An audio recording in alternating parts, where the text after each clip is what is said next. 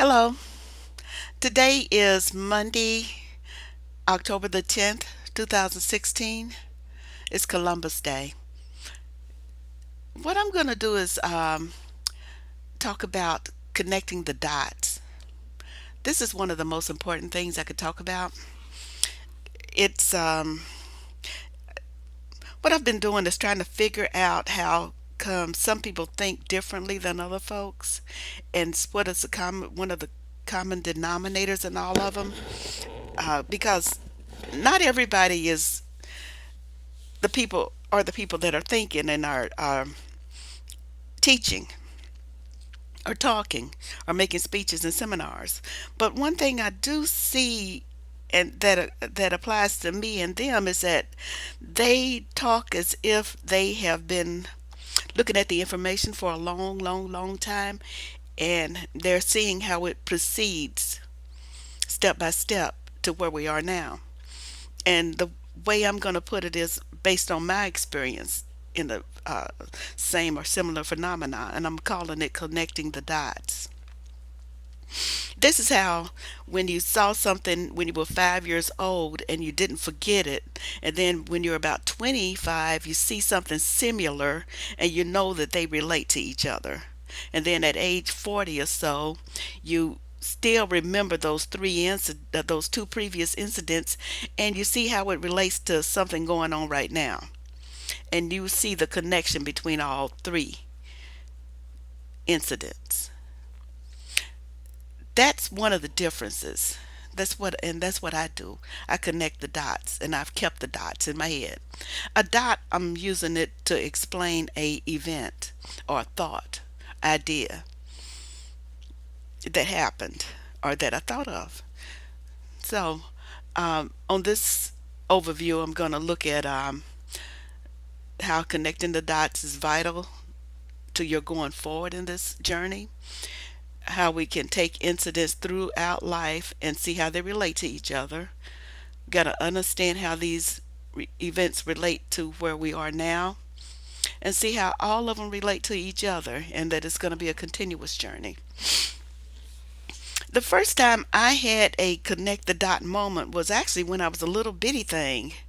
I was like 3 or 4 or so. I don't know my real age, but I was really barely a toddler, out of toddlers. I was potty trained, mind you, but I was like 3 or 4 or 5 years old, and something was going on in front of me that with the family and the people around me that was really exciting, and people were running around doing something, but I didn't understand what it meant, and I kept asking, what's happening, what's that, why is that, what and why and all of that, like little kids do, but they didn't have time to explain to me.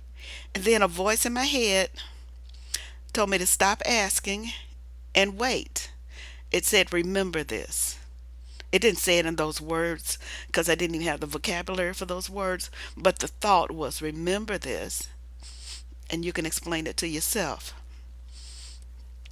So that's what I did. I recorded everything I was looking at in my mind, and then I kept it in my mind, in my memory, so that I knew that as I grew up, I could explain it to myself.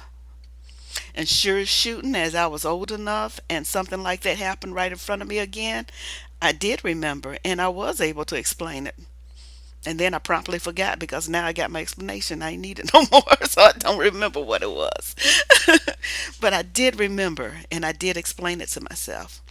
But what they did was plant the seed of making me being responsible for knowing my own information and remembering what is going on in front of me, and how I might need to know about that at a later date, or how I can explain it further at a later date. So when there are things that goes on in front of me, even to this day and throughout my life, I record them. And now I'm gonna call those memories dots, because that's some of what's going on now. Is some of the dots that led us here, and I connect them consistently. It might be a dot about I don't know, workplace. There are things I remember, incidents, workplace, that happened, and it's led me to understand how certain things matter at work and what you do and don't do.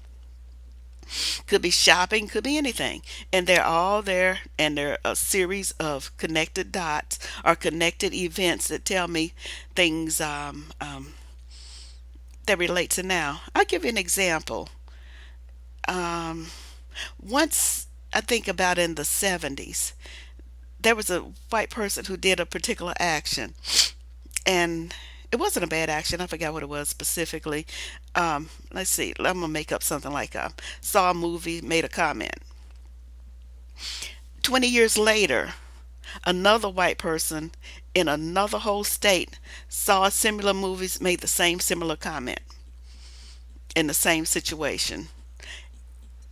What happened was, after that 20-year span between time and space, and the same phenomena getting the same reaction by the same kind of person, after a few incidents and times of these over my life, I decided that they have a connected brain, a singular connected brain, one brain that's feeding all of them.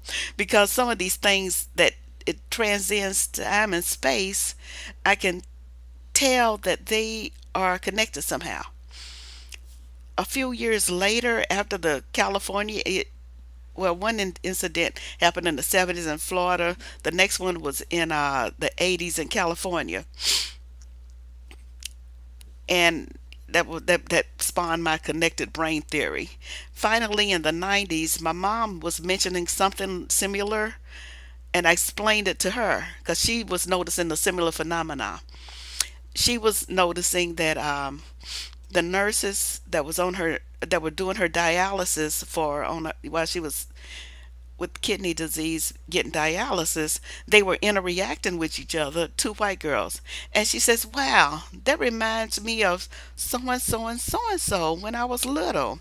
Their banter and interaction is just like them. They're saying the same words. And she came home and told me about it because she was amazed at how similar that was. That transcended time and space. Something was happening in the 30s compared to something that was happening exactly in the 80s and 90s. And then that's when I told her that I noticed it too, and I called it my single connected brain theory. And she got what I was talking about. But you see, both of us were connecting the dots, and many people do. There are people right now that I'm listening to that I hear speak. They talk about a series of events that lead you to here, and these events can transcend time and space. That's what I mean by connecting the dots. For you to be in this research and learning and taking black people to the next level, you got to be able to connect the dots.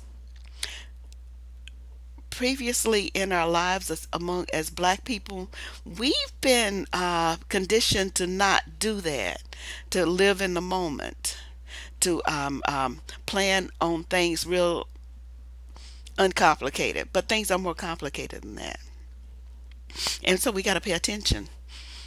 And connecting the dots is one of it. That is, remember things that happen, keep it in your mind, leave it there until something else happens, file that away, and something else will happen, file that away, and then come and then look at it all again and see how that relates, and see what kind of conclusions you can reach based on that information, because that's going to be important. You got to be able to do that. This journey isn't going to be for the simple minded. I mean, I'm not saying simple minded as a bad thing. I'm just saying that not everybody's going to be in the research and speaking part of it. And we already know that. But also, it can't be the for the lazy minded, as yeah, I can say that. Yeah, lazy minded. You got to be able to do your mental work. Part of that is remembering and then thinking and finding forming your own conclusions about things. So that's going to be important in your part of the journey going forward. Now, the next thing is to talk about how these incidents relate to where we are now. Because I'm getting ready to, right after this one, I'm going to talk about white women, and I'm going to be using some of these. I'm going to use the phrase connecting the dots when I talk about white women in a little bit, because that's my next topic. And so, let's see. Now, some of this stuff is going to be new to other people. This thinking for yourself thing. A lot of people consider themselves folks that think for themselves, but they're not really. And thinking for yourself is being, or even being self aware, is more than just understanding your body functions. Think about that. There are a lot of people who recognize when they're hot and cold. They walk in a room saying, "Ooh, I'm cold. Ooh, I'm hot. Ooh, I'm hungry," or tired. Okay, those are just recognizing body functions. An abstract thought is a thought in your head that has nothing to do with your body function, but does have a lot to do with the things going around you, or even something that's not going around you, but could go around you. Okay, that's the kind of thinking I'm talking about. So in this journey, you've got to be able to do that, because we can't have you slacking off and leaning on other folks, because we need your participation in all of it. So remember that. That's all I'm saying. Now I'm going to close out of this and jump into the one about the white women. This discussion, the next discussion is going to be looking at white women, and then after that, sometime it's white men, and then black people, black women, and black men, because we're dealing with totally different kind of people. Okay, so let me start with white women. I'm signing off and going back on in a little bit with white women.